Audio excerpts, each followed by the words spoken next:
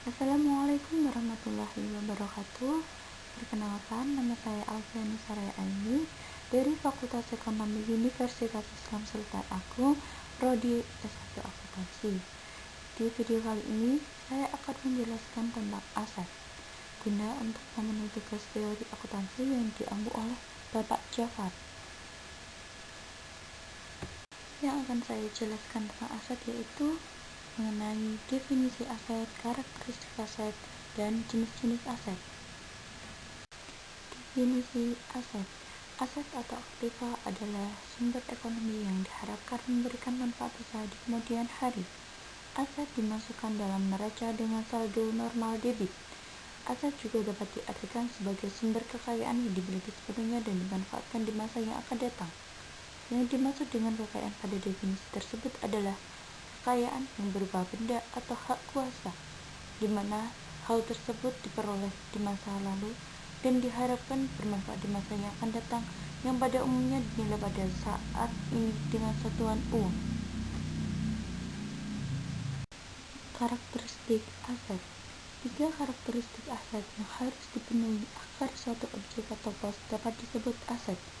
3 karakteristik utama tersebut yaitu 1. Memiliki manfaat ekonomi di masa yang akan datang. Sesuatu dikatakan sebagai aset apabila memiliki manfaat atau potensi jasa yang cukup pasti di masa mendatang. Artinya, sesuatu tersebut memiliki kemampuan baik secara individu atau bersama-sama dengan aset lain untuk menghasilkan aliran kas masuk di masa mendatang, baik secara langsung maupun tidak langsung pemakaian suatu aset. Kedua, diperoleh dan dikuasai oleh unit usaha. Sesuatu dapat dikatakan sebagai aset bila unit usaha tertentu dapat menggunakan manfaat aset tersebut dan menguasainya sehingga dapat mengendalikan akses pihak lain terhadap aset tersebut. Jadi, penguasaan terhadap suatu manfaat merupakan faktor penting agar suatu unit usaha dapat menghalangi akses pihak lain terhadap pemakaian suatu aset.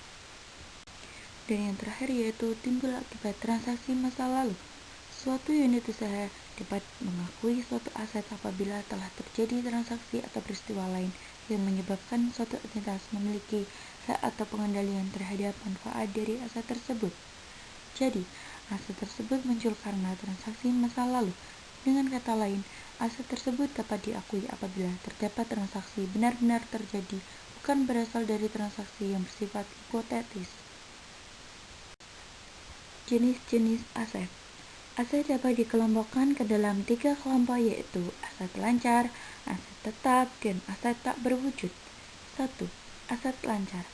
Aset atau aktiva lancar adalah aset yang diharapkan dapat dinilai tukarkan dengan uang, tidak lebih dari 1 tahun atau 1 siklus akuntansi.